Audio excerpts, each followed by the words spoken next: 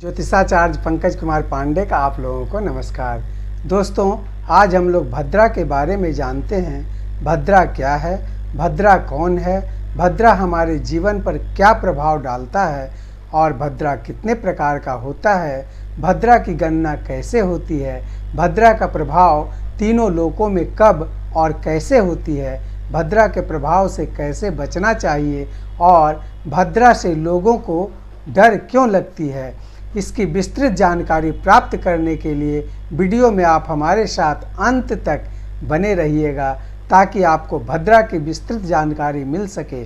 और वीडियो अच्छी लगे तो लाइक शेयर ज़रूर कर देंगे। साथ ही साथ अगर आप हमारे चैनल पे नए हैं तो हमारा यूट्यूब चैनल पंकज कुमार पांडे ग्रह चक्र को सब्सक्राइब करके बेल आइकॉन ज़रूर दबा देंगे ताकि सनातन धर्म और संस्कृति से जुड़ी महत्वपूर्ण जानकारियां आप तक पहुंच सके। और कमेंट्स में जय मां विंध्यवासिनी जरूर लिखेंगे। तो दोस्तों, आज का भद्रा विशेष मुहूर्त हम जाने उससे पहले हम सब मिलकर शुभकामनाएं उन लोगों को देते चलें जिनका आज जन्मदिन है। आपको जन्मदिन की हार्दिक हार्दिक शुभकामनाएं। माँ भगवती विंध्यवासिनी की कृपा से आपके जीवन की सभी प्रकार की बाधाओं का अंत हो।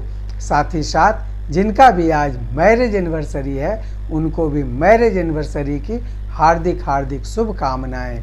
भगवान शिव और माता पार्वती की तरह आपकी जोड़ी हमेशा यूं ही बनी रहे। साथ ही साथ जो भी आज इस विशेष जानकारी को देख रहे हैं यानी कि आपके लिए भी हम माँ विंध्यवासिनी से मंगल कामना की प्रार्थना करता हूँ।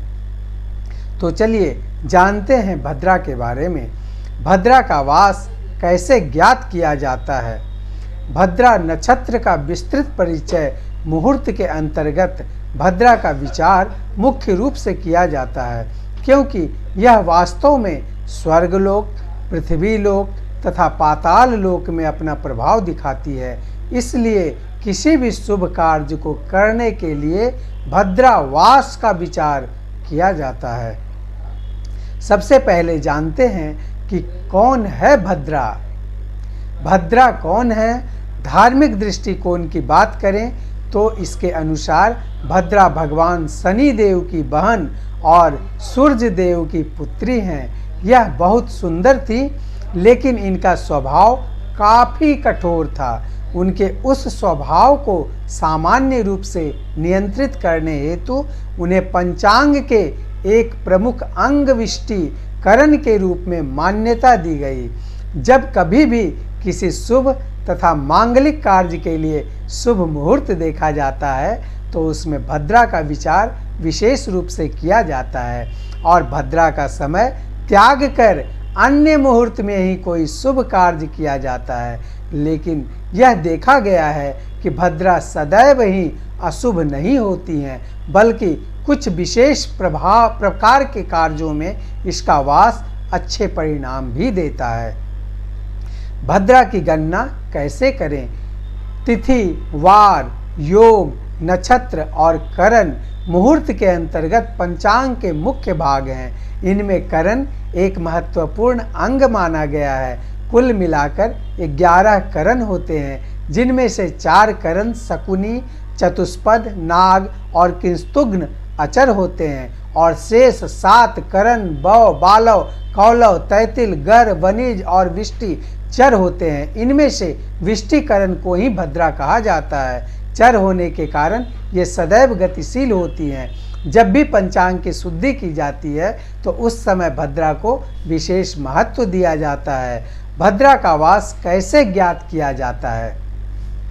कुंभ राशि, कर्क राशि, कुंभ कर्क द्वय मर्ते स्वर्गे स्त्री धनुर्जुक ने आधो भद्रा तत्रैव तत्फलं। जब चंद्रमा कुंभ कर्क द्वये मर्ते स्वर्गे अब्जे अजात्रये अलिंगे स्त्री धनुर्जुक ने जू कन क्रे अधो भद्रा तत्रैव तत्फलम। जब चंद्रमा मेष, वृषभ, मिथुन और वृश्चिक राशि में भद्रा होता है तो भद्रा स्वर्ग लोक में मानी जाती है और ऊर्ध्वमुखी होती है। जब चंद्रमा कन्या, तुला, धनु और मकर राशि में होता है तो भद्रा का वास पाताल में माना जाता है और ऐसे में भद्रा अधोमुखी होती है।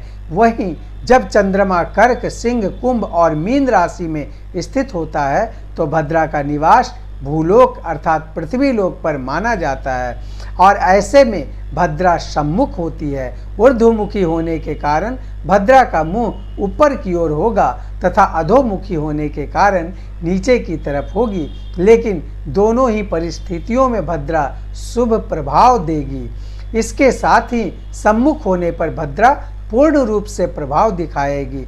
पौराणिक ग्रंथ मुहूर्त चिंतामणि के अनुसार भद्रा का वास जिस लोक में भी होता है वहाँ भद्रा का विशेष रूप से प्रभाव माना जाता है।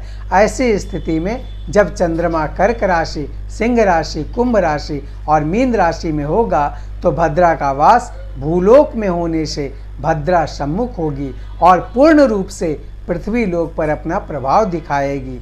यही अवधि पृथ्वी लोक पर किसी भी शुभ कार्य को करने के लिए वर्जित मानी जाती है, क्योंकि ऐसे में किए गए कार्य या तो पूर्ण नहीं होते या उनके पूर्ण होने में बहुत अधिक विलंब और रुकावटें आती हैं। स्वर्गे भद्रा शुभं कुर्यात् पाताले च धनागम, मृत्यु लोक स्थिता भद्रा सर्व कार्य विनाशिनी। संस्कृत ग्रंथ पीयूष धारा के अनुसार जब भद्रा का वास स्वर्ग लोक पाताल लोक में होगा तथा तब वह पृथ्वी पर शुभ फल प्रदान करने में सक्षम होगी। स्थिता भूर्लोस्था भद्रा सदा त्याज्या स्वर्ग पाताल गा शुभा। मुहूर्त मार्तंड के अनुसार जब भी भद्रा भूलोक में होगी तो उसका सदैव त्याग करना चाहिए और जब वह स्वर्ग तथा पाताल लोक में हो तो शुभ फल प्रदान करने वाली होगी। अर्थात जब भी चंद्रमा का गोचर कर्क राशि, सिंह राशि, कुंभ राशि तथा मीन राशि में होगा तो भद्रा पृथ्वी लोक पर होगी और कष्टकारी होगी। ऐसी भद्रा का त्याग करना श्रेयस्कर होगा। तो दोस्तों, आज हमने भद्रा की विशेष जानकारी आप लोगों को दी। वीडियो अगर अच्छी लगी हो तो आप हमारा YouTube चैनल पंकज कुमार पांडे ग्रह चक्र को अगर अभी तक सब्सक्राइब नहीं किए हैं तो सब्सक्राइब करके बेल आइकॉन ज़रूर दबा देंगे। साथ ही साथ कमेंट्स में जाकर जय माँ विंध्यवासिनी ज़रूर लिखेंगे। जय माँ विंध्यवासिनी। धन्यवाद।